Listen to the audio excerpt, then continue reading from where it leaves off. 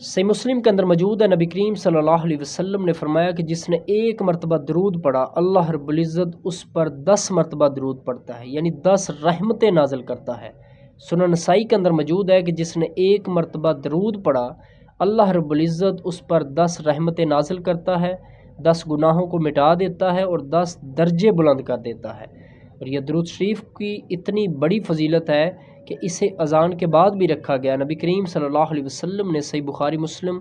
दोनों के अंदर मौजूद है, फरमाया कि जिसने अज़ान का जवाब दिया, मुअज़्ज़िन जो कलामात कहता है वो रिपीट किए और हय्या अलस सलाह हय्या अलल फलाह, यहाँ पर ला हौला वला कुव्वता इल्ला बिल्लाह ये पढ़ा, अज़ान के बाद दरूद शरीफ पढ़ा और मुझ पर अल वसीला वाली दुआ की, यानी मेरे लिए अल वसीला वाली दुआ मांगी,